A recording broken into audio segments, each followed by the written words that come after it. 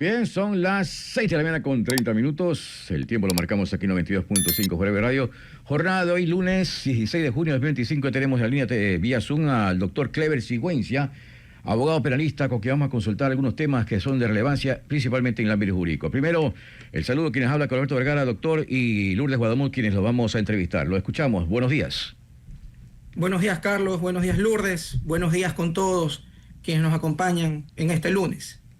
Abogado, el gusto siempre es nuestro, 6:31 de la mañana. Bienvenido a los micrófonos de Radio Forever. Y es importante hablar con usted como experto en la materia, sobre todo en la judicial, en la penal, pues tenemos dos casos de connotación sobre la mesa y que de una u otra forma ha acaparado la atención de más de un ciudadano. Estamos hablando del caso AAA, que ya se resuelve de una u otra forma en jornadas extensas. También tenemos el nuevo caso, el caso Vidrio, en el que también es vinculado Jorge Glass y Wilman Terán, y de una u otra forma desnudan la forma en la que se manipuló y se ha manipulado durante años el sistema judicial. Para iniciar esta entrevista, preguntarle de manera general cuál es su criterio respecto a la necesidad urgente de tener un sistema judicial que responda a los ecuatorianos, más no a los políticos de turnos con argucias legales. Buenos días. Buenos días nuevamente. Mire, puntualmente es una necesidad que toda la sociedad requiere en estos momentos, transparentar la administración de justicia, no solamente por los casos que usted ha mencionado, sino por muchísimos más, en donde hemos visto que desafortunadamente tanto la Fiscalía, la Administración de Justicia, policía, abogados, existe una falta de coordinación, y eso se refleja en todos los casos en los que hemos visto en donde personas que deberían estar privadas de libertad se encuentran libres, delinquiendo nuevamente, la policía los vuelve a capturar y esto se convierte en un círculo vicioso. Por otro lado, hay personas que no tendrían la necesidad de cumplir alguna medida cautelar como prisión preventiva y sin embargo están en la cárcel esperando su audiencia de juicio hasta que se resuelva su situación jurídica. Bien, ahora, abogado, hablemos del caso Vidrio. De una u otra forma, como se lo mencionaba al principio, se ha demostrado con estos argumentos de la Fiscalía cómo se movieron las piezas a favor de ciertos políticos de turno. ¿Cuál es su criterio respecto al caso Vidrio, que vincula a un cuarto caso ya, si no me fallan los datos, al ex vicepresidente sentenciado Jorge Glass? Desde el punto de vista jurídico se observa que lamentablemente hubo una falta de control, por así decirlo, de manera eufemística, dentro de los procesos judiciales, toda vez que se ha podido observar que desafortunadamente actos de corrupción han empañado la tramitación de muchos casos y sobre todo con lo último que se ha podido observar a través de los medios de prensa, este nuevo caso que también envuelve al ex vicepresidente de la República, y sumado todos los otros casos y un sinnúmero de personajes y actores políticos y jurídicos y judiciales que también han sido arrastrados por esos presuntos actos de corrupción. Bien, ahora hablemos, abogado, del caso AAA. ¿Qué se espera durante esta nueva jornada de audiencia? Fue suspendida durante el fin de semana en jornadas extendidas, luego de tener jornadas extendidas. El alcalde de Guayaquil incluso ha asistido de manera presencial, pero hay más involucrados en este caso por presunto tráfico de combustibles. Ya el abogado del alcalde de Guayaquil lo ha dicho, va a pedir medidas sustitutivas en caso de que así la Fiscalía lo requiera, pero no usar el grillete electrónico, por ejemplo, por cierta condición de salud. ¿Cuál es su criterio respecto a este caso que ya está en audiencia, ¿no? Que ya está en juicio? Por mi experiencia, generalmente este tipo de procesos son extensos, ¿no? Y no nos sorprenda que esto tenga que tomarse el tiempo necesario y el tiempo requerido por la naturaleza de una audiencia preparatoria y evaluatoria de juicio. Precisamente en esta audiencia es donde se va a observar si es que existen vicios o no, y luego pasaremos a observar la acusación de la Fiscalía y posteriormente los argumentos de las defensas. Aquí lo que habría que ver es que si la Fiscalía tiene realmente los elementos de convicción necesarios para poder determinar primero la existencia del delito que se investigó durante la fase de investigación previa e instrucción fiscal, y posteriormente si es que estos elementos de convicción son suficientes para poder probar la materialidad de la infracción en juicio y posteriormente una eventual responsabilidad. Aparentemente, de lo que ha manifestado la defensa del alcalde, la Fiscalía no contaría con estos elementos de convicción sólidos para poder ir a una audiencia de juicio. Sin embargo, por parte de la Fiscalía, y esto es lo que ha mencionado en las redes sociales, cuentan con elementos suficientes y sólidos, con una carga probatoria sumamente alta para poder probar la materialidad de la infracción. Esto lo veremos ya al final cuando el juez que conoce esta audiencia emita su resolución respecto del caso.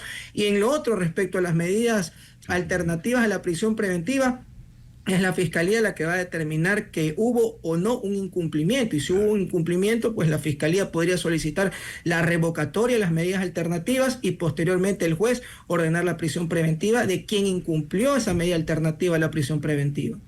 Bien, Carlos Alberto. Ahora bien, doctor Sigüenza, el abogado defensor del alcalde de Guayaquil ha manifestado que estas medidas de ordenar que el alcalde utilice un billete electrónico, inclusive se ha presentado a las 3 audiencias que ha existido. Ya conocemos que el juez anticorrupción suspendió para el día viernes 20 el seguimiento del proceso. Ya se ha escuchado el dictamen acusatorio del fiscal, pero también se va a analizar, y manifestó el abogado defensor del alcalde, que la medida de grillete electrónico es una medida irracional. ¿Se podría calificar como esta medida de irracional? Mire, eso depende de la óptica de quien lo analice. La normativa establecida en el Código Orgánico Integral Penal no hace distinción. Ajá. No establece a qué tipo de personas se le debe colocar o no el grillete electrónico. Se establece cuáles son las medidas alternativas a la prisión preventiva y es obligación de la persona procesada cumplir, porque eso lo dispone un juez competente en materia penal. Sin embargo, porque por ahí también escuché de que existen cuestiones médicas por las cuales no podría haberse colocado el grillete electrónico, eso ya es un asunto de estricta valoración a nivel judicial y será el juez quien valore si es que efectivamente esas razones o motivos de naturaleza médica son valederos para que el procesado no haya hecho uso del grillete electrónico. Porque generalmente el abogado dice que se ha presentado, ha tenido toda la buena voluntad de presentarse, no ha oído del país, no olvidemos que tiene que presentarse periódicamente a Fiscalía, a firmar, pero sí, él dice con respecto a eso, el tema que él tiene un dispositivo, inclusive un marcapasos del alcalde, y por esa razón está solicitando aquella medida que tendrá que ser analizada exactamente una vez que se ejecute el accionar del juez en el transcurso de este expediente, doctor Sigüenza. Ahora, en el caso de la transparencia, que usted habla de la función judicial, hemos visto accionares distintos. Ya Lourdes ha tratado el caso de la vinculación nuevamente al expresidente Correa, Jorge Glass, y ahora también se habla de las advertencias, se podría decir como advertencias que han hecho por parte del gobierno central. Estamos en la Ley de Solidaridad Nacional, inclusive ya está actualmente como ley de la República. ¿Hasta qué punto estas advertencias que han hecho de los jueces que dictan medidas sustitutivas a la prisión preventiva se les va a ordenar ya revisar sus cuentas y patrimonios bancarios por parte de la UAFE? ¿Es dable o no es dable? Porque hemos visto con sorpresa, y usted se ha enterado, doctor, en referencia a juezas que ordenan destrucción de evidencias, en el caso Fito, medidas sustitutivas a la prisión preventiva, pues a un delincuente o presunto delincuente que fue detenido por un secuestro y al final lo liberan, y la policía se entera de que la ciudadana liberada o la ciudadana ha sido asesinada en un secuestro. ¿Se puede dar esa situación, esa advertencia que ha hecho el ministro del Interior junto al presidente de investigar patrimonios a los jueces y fiscales del país? Correcto, vamos por partes. Si se puede o no, siempre se ha podido.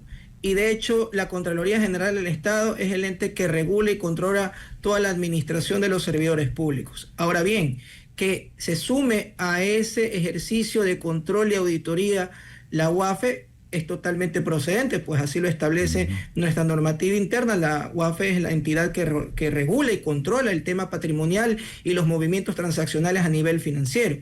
Desde el punto de vista normativo es procedente. Ahora, la siguiente parte es determinar en qué casos, porque no nos olvidemos que tampoco esto puede tomarse como una medida política y luego invadir el sigilo bancario, invadir el patrimonio de personas que probablemente nunca estuvieron involucradas en ningún tipo de acto de corrupción judicial y dejarlos expuestos frente a los niveles de delincuencia en los que nos encontramos y luego esas personas convertirse en objetivos de posibles secuestros. Finalmente, sí es interesante la propuesta de que se establezca en qué casos puntualmente entraría la UAFE a analizar el patrimonio tanto de fiscales como de jueces que dejan libre a personas que, teniendo los elementos de convicción para poder cumplir una medida de prisión preventiva, estos recuperan la libertad inmediata. Yo sí estoy de acuerdo, porque en la práctica se ven muchos casos, desde el punto de vista profesional, desde el ejercicio profesional, se puede observar que incluso hay personas que no tienen los motivos para cumplir prisión preventiva y los envían a la cárcel frente a otros que tienen muchísimos elementos, no tienen arraigos y recuperan la libertad en cuestión de horas. Bien, doctor, yo quiero insistir en este tema, pues durante las últimas semanas hemos visto a un Ministerio del Interior muy tajante y contundente al momento de hablar de la prisión preventiva, incluso la ha calificado como una sinvergüencería, doctor Clever Sigüenza. Incluso han formado mesa técnica con Fiscalía, el Consejo de la Judicatura y el Ministerio del Interior para de una u otra forma acabar con estas argucias legales que dejan en libertad a los cabecillas de ciertas bandas, a los cabecillas de mediano o medio valor. Esto en la práctica es posible, pueden reunirse, sí, pero vemos que el juez actúa con lo que tiene sobre la mesa, ¿no?